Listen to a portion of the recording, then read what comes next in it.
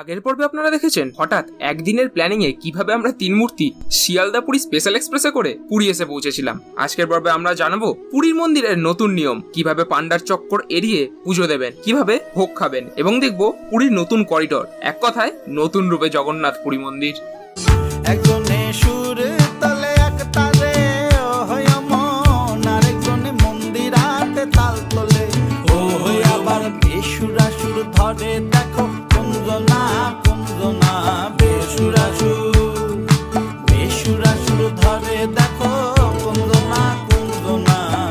তোমার ঘরে বসত করে কয়জনা মন জানো না, তোমার ঘরে বসত করে কয়জনা। পুরী পৌঁছে হোটেলে চেক ইন আর সমুদ্রে স্নান করে আমরা চলে গেলাম শ্রী জগন্নাথ মন্দির। টোটো ভাড়া স্বর্গদ্বার থেকে 150 টাকা এবং বড় অটো হলে 200 টাকা। বলে রাখা ভালো, এখন কিন্তু অটো বা টোটো আপনাদের নামাবে অনেকটা দূরে, যেখান থেকে আপনাদের হেঁটে হেঁটে যেতে হবে প্রভুর দর্শনের জন্য। সেই মতো আমরাও কিছুটা দূরে নেমে হেঁটে হেঁটে গেলাম। আর যে দৃশ্যটা দেখলাম, এন্ট্রান্সটা কি করেছে জগন্নাথ মন্দিরের, যাতে গরম না লাগে ওখানে এসি লাগানো, এদিকে লাগানো এদিকে লাগানো, মানে সোজা চারিদিকে অনেকগুলো লাগানো। এটা হচ্ছে করিডোরটা আমাদের জগন্নাথ মন্দিরে, ওই জগন্নাথ মন্দির। আর এখানে করিডোরটা কি সুন্দর করেছে, মানে আলাদাই লেভেলের হচ্ছে। এবার আসি মেন কথায়। মন্দিরে এসে মেন 4টে জিনিস করতে হবে। 1, মোবাইল বা জুতো ইত্যাদি সেফ জায়গায় রাখতে হবে। 2, ভোগ খেতে হবে। 3, প্রভুর দর্শন করতে হবে। এবং 4, পান্ডা ছাড়াই পুজো দিতে হবে। মন্দিরের সামনের করিডোর দিয়ে হাঁটতে হাঁটতে সামনেই চোখে পড়বে ওড়িশা সরকারের মোবাইল ও জুতো রাখার সেন্টার। বাইরের অনেক দোকানে জুতো বা মোবাইল রাখা হয়, কিন্তু সরকারি সেন্টারটা বেছে নেওয়াই এখানে সঠিক হবে। তারপর মন্দিরে প্রবেশ করে প্রথমেই আমরা চলে গেলাম আনন্দবাজার। দুপুর 1:30 থেকে এই আনন্দবাজারে ভোগ দেওয়া শুরু হয়। প্রশ্ন হলো, আনন্দবাজারটা ঠিক কোন জায়গাটায়? মন্দিরের গর্ভগৃহের লাইন যেই জায়গাটা থেকে পড়ে তার ঠিক পাশেই আনন্দবাজার। যে কোনো কাউকে বললেই আপনাকে দেখিয়ে দেবে। এখানে ঢুকেই কানে শব্দ ভেসে আসবে, মহাভোগ খাবো 100 টাকা। চারিদিকে প্রচুর লোক ভোগ নিয়ে বসে আছে। সবই সেম, যেখান থেকেই খান 100 টাকার বিনিময়ে আপনারা পাবেন 5 রকমের পদ। এই 5 পদের ভোগ নিয়ে আপনারা চলে আসুন সান বাঁধানো ছাউনিতে, যেখানে সবাই বসে ভোগ খাচ্ছে। 100 টাকার ভোগ ছাড়াও এখানে অনেক ধরনের মালসাই করে ভোগ, মিষ্টি প্রসাদ এবং ইত্যাদি বিক্রি হচ্ছে।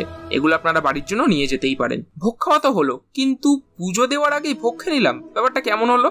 दूसरी बात यह है कि जगन्नाथपुरी में दर्शन से भी ज्यादा महत्व है वहाँ के प्रसाद का। वहाँ के महाप्रसाद के कई नियम ऐसे हैं, वो सुनकर के कई लोग जो हमारे धर्म को ऐसा बोलते हैं कि बड़ी ऊंच नीच करते हैं, ब्राह्मणवाद ज्यादा है, औरों को ऐसा मानते हैं। जाओ जगन्नाथपुरी।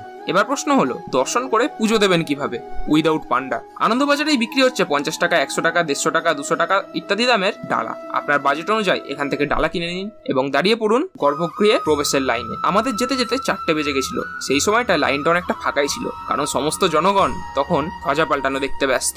এবার সেই ডালা হাতে করে প্রবেশ করুন মন্দিরের গর্ভগৃহে। প্রভু শ্রী জগন্নাথের সামনে অনেক পান্ডা আছে, তাদের হাতে আপনার ডালা এবং সামর্থ্য মতো দক্ষিণা দিন এবং তারাই সেখানে প্রভু জগন্নাথের পুজো দিয়ে দেবেন। এবং তার সাথে আপনারা পেয়ে যাবেন প্রভুর পুজো করা তুলসী পাতা। বলে রাখা ভালো, আমি দক্ষিণা দিয়েছিলাম 50 টাকা। এবার বলি, হোটেলের পান্ডা ধরলে কি হতো? পান্ডা আপনাদের পুরো মন্দির ঘুরিয়ে দেখাতো এবং দেখানোর পর নিয়ে যেত মন্দিরের পেছনে এক অফিসে, এবং সেখানে আপনাদের হাতে ধরাতো একটা মেনু চার্ট। সেখানে লেখা থাক প্রভু বলভদ্রের পুজো 400 টাকা, সুভদ্রা দেবীর পুজো 250 টাকা এবং প্রভু জগন্নাথ দেবের পুজো শুরু হচ্ছে 700-800 টাকা থেকে। আর সবার পুজো দিলে তো এবং ভোগ নিতে গেলে 1500 টাকা থেকে শুরু, এবং আরো অনেক কিছু। আর আনন্দবাজার থেকে কেনা 100 টাকার সেই ডালা সুন্দরভাবে আপনার হোটেলে পৌঁছে যেত 500 টাকার বিনিময়। এই নিয়ে আমি 7 নম্বর বার পুরী গেলাম। আগে 6 বারই এই হোটেলের পান্ডা ধরে পুজো দিয়েছি। যাই হোক, পুজো দিয়ে বেরিয়ে এলাম মন্দির থেকে, এবং বেরিয়ে যা দেখলাম, এই যে আমরা পুজো দিয়ে বেরোলাম, পুজো দেওয়া হলো, এখানে ভোগ কিনেছি, প্লাস আমরা বসে ওখানে ভোগ খেয়েছিও। আমরা অবশ্য ভোগ খেয়েছি, পুজো দিয়েছি, মানে সমস্ত কিছু করেছি। ক্যামেরা আইনি, ফোনে শুট হচ্ছে, তাই জন্য একটুখানি ভিডিওটা কাঁপতে পারে। সবাই সাধারণত হোটেলের পান্ডা ধরে দেয়, আমরা একটু অন্য প্রসেসে দিয়েছি। আর আমরা এসেছিলাম এই অ্যাবাউট 2টো, 2:30-3টে নাগাদ। এই সময়টা ফাঁকা তো ছিলই, ফাঁকা মানে সামান্য তো ভিড় থাকবে। এখন তো মারাত্মক ভিড়, যেদিকে তাকাচ্ছি লোকেরও। আমরা মোটামুটি ফাঁকাতেই পুজো দিলাম আর ভোগও খেলাম। ভোগ 100 টাকা করে সব জায়গায়, যেখানে খাবে সেম ভোগ সেম 100 টাকা। সবাই হাত ধরে টানাটানি করবে। এখানে এখন আমরা ধ্বজা পাল্টানো বাইরে বসেও দেখা যায়, ভিতরে বসেও দেখা যায়। বাইরে বসেও দেখা যাচ্ছে, একটু দেখাচ্ছি আমি।